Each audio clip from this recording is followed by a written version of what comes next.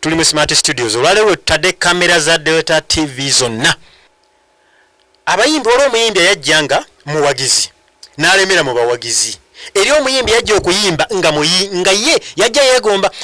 Akantu ako ngenda omanyimwe mujuliza nnyo ebyawandiikibwa. Nze njuliza byayimbibwa waliwo Mathias we yayimba nkutumiddeko nnyo sa Mathias Olukagga omuyimbi wa Kadongokamu omukukutivu.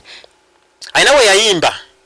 Nze najja neegomba enjiya y'abalenzi mabirizi ne kafeero. Era nabeera ngawo ngamba buuza we baali tebannazaawa. Nandi bakongoseeko bwentyo nange nengwa singa nalimba lwanyisa. Abayimbi be leero mutandikidde mu ntalo. Oyagala kufuna linnya, oyagala kuvuwala mpa munene, simanyi ono namugula shange teyagiyimba wabaasa akadde obulago. Oyagala gye kokwita kusota budongo bannayo kuyimba kiba kitone. Kakati yajja yeegomba. Singa yajjanga muwagizi waabwe nakati singa muwagizi n'aba yajja yeegomba. Jackie Kizito yajja yeegomba ani? Jackie Kizito waliwo omukyala bamuyita Irene Nakitto. Jackie nga yakwatidde okuyimbira oluyimba lwa Irene Nakitto. Mukkirize nti ekituubo nyamalya teribadde mbe ogamba Irene azuukidde. Tiyajjanga muwagizi wa Irene yajja amwegomba. Era Jackie atambulidde mu mbeera ezo olabye oluyimba zirindaba. Kiki yeggwa jampoganira kiro kino nze ndeka akadde nfisa kakirompe ku mirimbe ne bazanne sonyiwamu olumu ennaku kuba amanyimba n'obukosefu ssente ekooya wanfuniddeko muwummuze gobozungira n'agazibu gokala omanyira.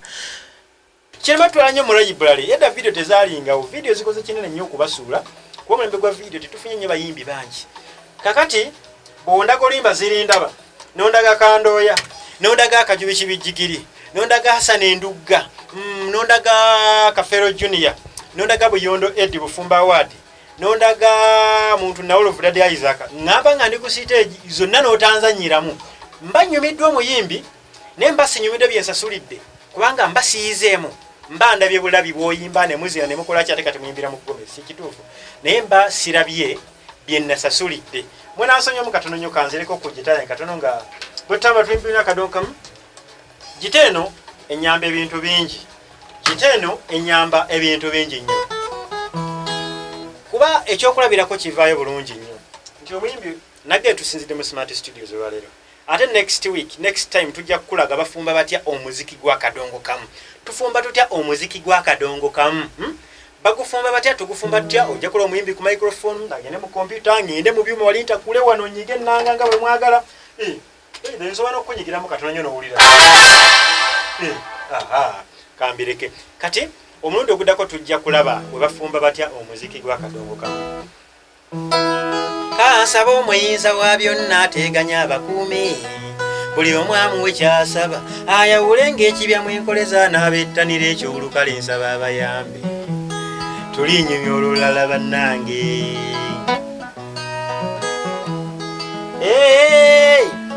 Okay. Nkugambe ntya? Kansoke kubaza okuba omulabi omulungi owa Delta TV. Omulabi omulungi ow'ebbini Kadongokamu. Obuteresanga akadde kanokeresa noweresa ebirabyo walikoze n'okatuwa n'ogakatambula wali okuyiga wabira n'okumanya. Nze omunabudduwo Sendiowa Mubiru Smart nasala katengeeto n'ensomoka Lwera ate nemba nga ndi wano ku Delta TV. Tugenda mu mikolo n'embaga Sharita Madi Maleyi ate tujja kusinkana omulundi omulala. Kankuyimbiremu akayimba. Yes, kuyimbiremu akayimba.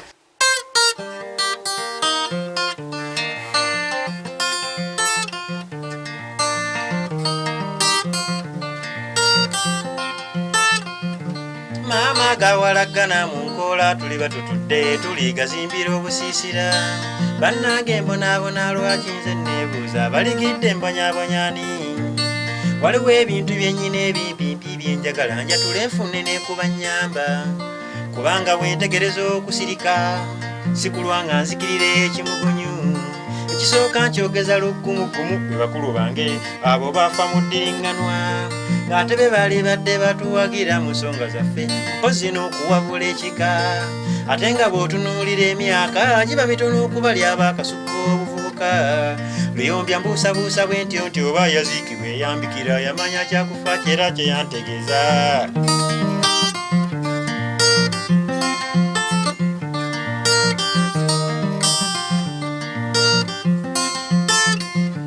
bannange ndaba ku kimu abazze bakulu bange mu myoyo njagala ntabagana